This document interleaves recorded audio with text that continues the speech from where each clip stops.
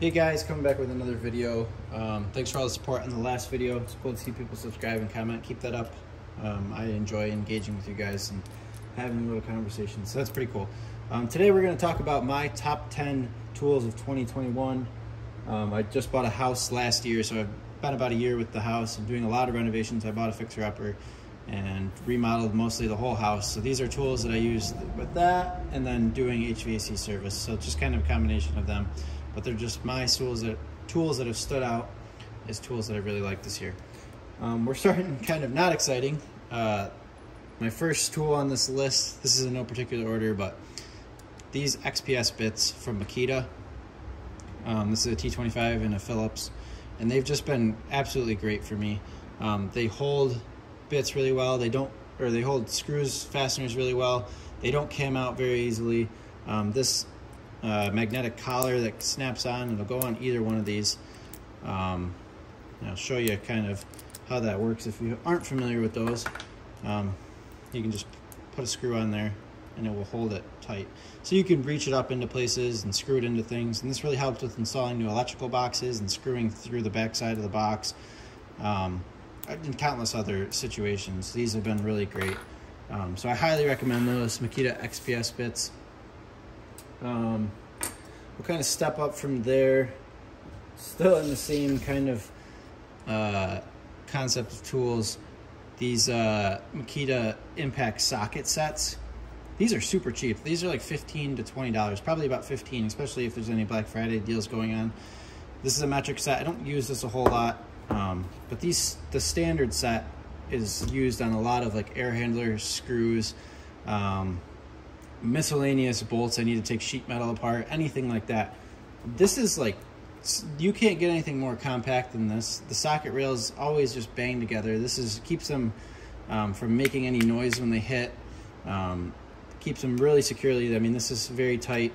I've had them about a year, probably over a year, and have seen no real wear and tear with them. But 1/4 inch drive, 3/8 inch drive. They come with the impact like 1/4 inch hex adapters, and those are also XPS bits like those. So they've been really good. For service work, I can't recommend a set better than this, especially in the United States. And then, you know, if you're over the pond or wherever you might be, the metric set is just as good. So that's kind of that. Honorable mention number 2. Not exactly the most exciting things. Stanley Fat Max. This is number 3 on the list.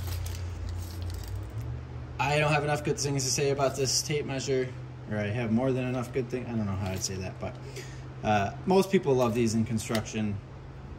They just work. They're reliable.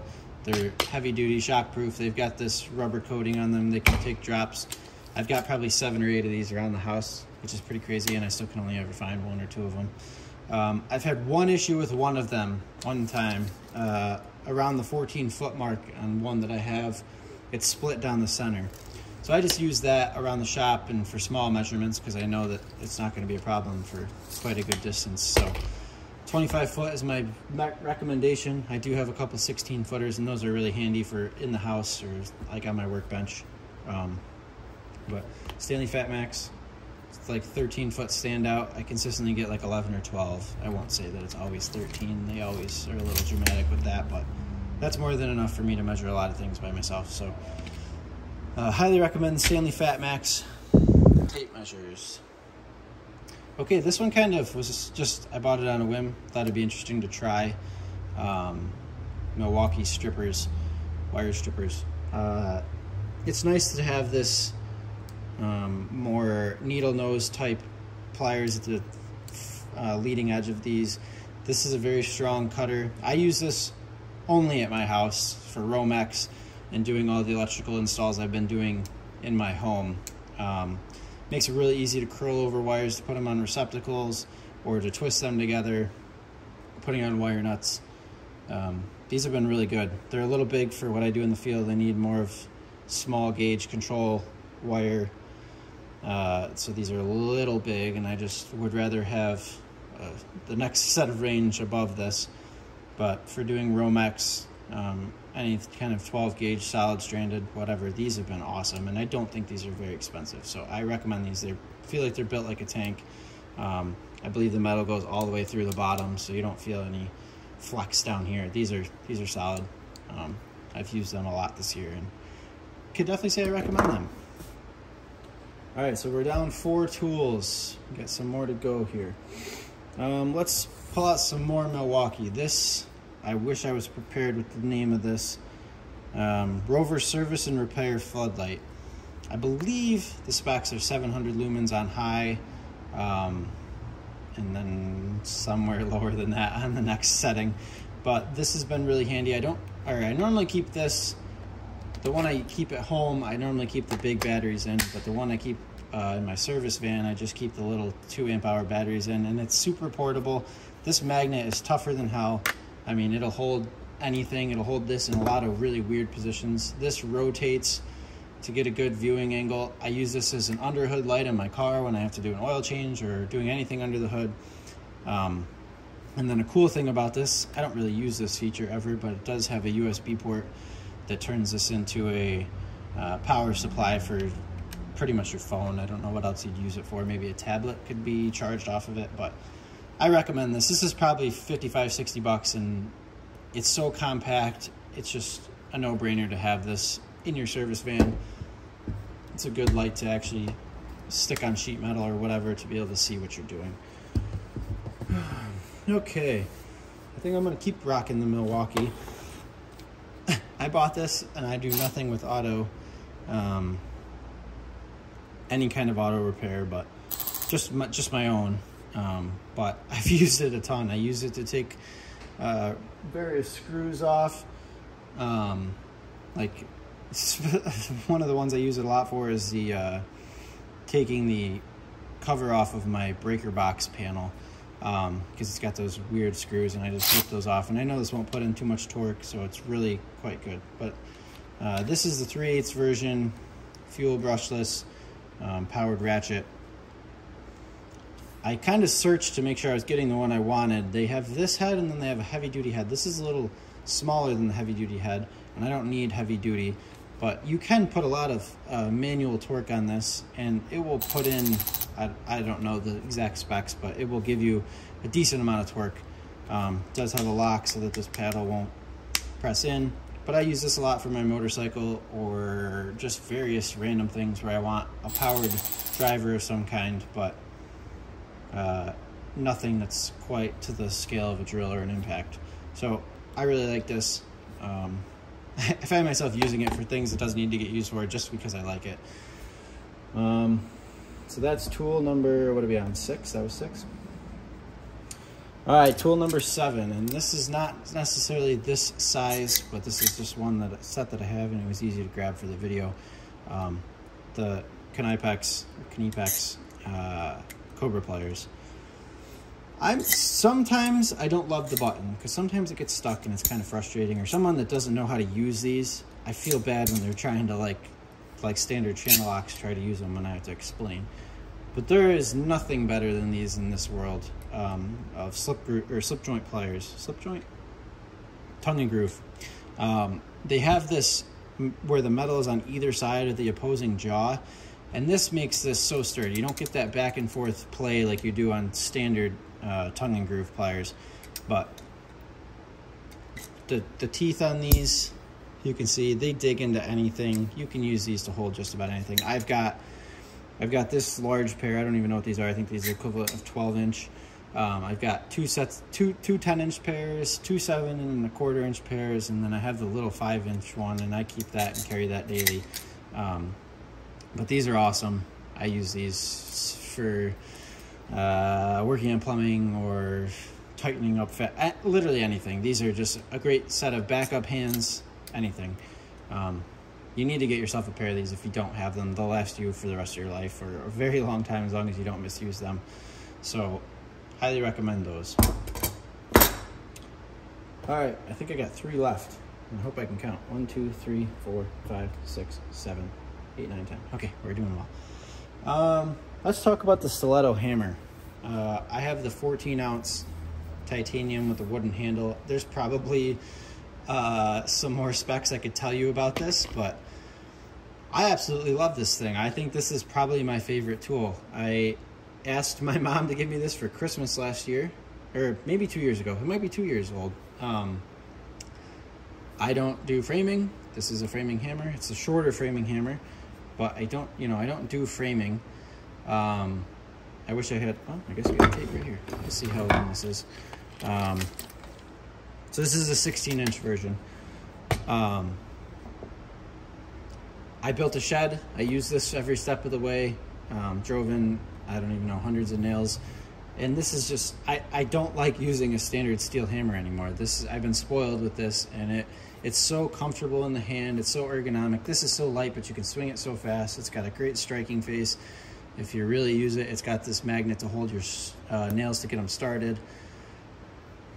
You don't see this a lot in these types of tool videos, but this is an awesome hammer. And if you're looking for an heirloom hammer that you could pass down to your kids, and I'm young, so this is something I'm looking forward to taking care of and keeping the rest of my life, and I take care of the handle. You can see I did some demo work in my house with it, but it's held up awesome. Stiletto titanium hammers.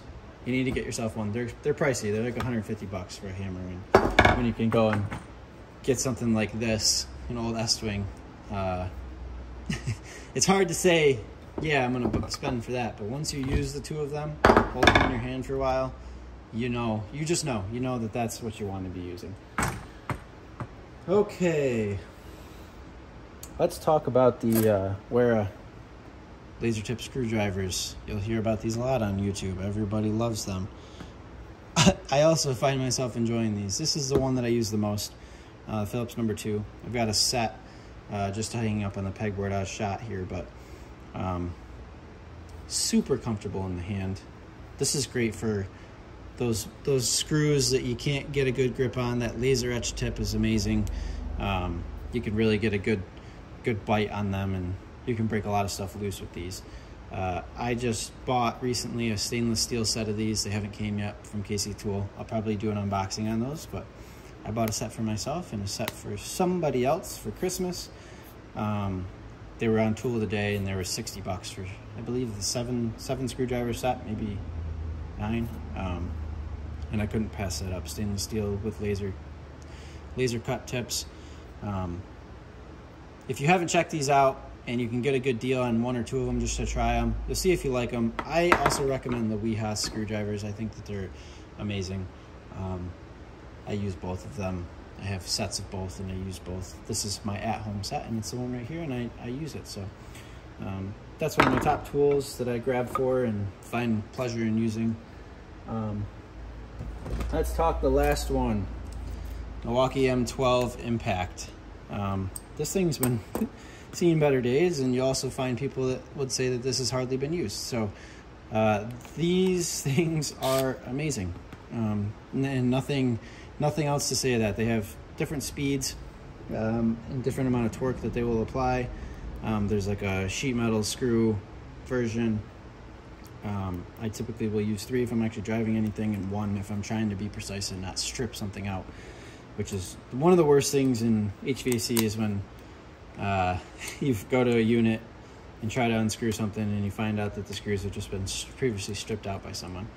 I want to just honorably mention, before I continue talking about this, the Malco 1/4 inch and 5/16 nut driver. So it's 5/16 on this end, 1/4 inch on this end. And what you just saw there, this lets me clean this off. So you get all the metal shavings in there, you can clean this, and then you can just switch to whatever size you need. And this is a stout thing. You can see how thick that is. Let's compare it to this. I mean, come on. This thing's never gonna break. I've had this for 3 years, and it looks like it's new. This lives inside my Impact. This is 99% of the time what I'm using this for is taking off sheet metal screws. But let's just keep talking about this. I built a whole shed using this as my driver. Look at this thing. Like I said in the previous video, I got pretty big hands, but this thing's crazy. I know some people don't find this comfortable just because of the extra width you have here with the battery being inserted in there. But for me, bigger hands, most working men have larger hands. This is very comfortable. I want everyone I know to own one of these. I think this is one of the best tools you can own. And the only thing better for someone that's a DIYer is the M12 brushless drill. I think that thing's amazing. I got my dogs playing in the background, which is perfect because I'm about to wrap this video up. So anyways, M12, 1/4 inch hex impact driver. Can't go wrong with it. Right now, go get these. They're on Black Friday deal. $100 for this and the battery. You cannot go wrong with that, and it'll last you as long as you take care of it for a very long time, as long as the batteries last. So that's it. That's my top 10 tools of 2021. Likely you're going to see another video of another 10 tools that I want to mention coming out pretty soon. But thanks for watching. Comment, tell me what your top 10 favorite tools are. I'll see you guys in the next video.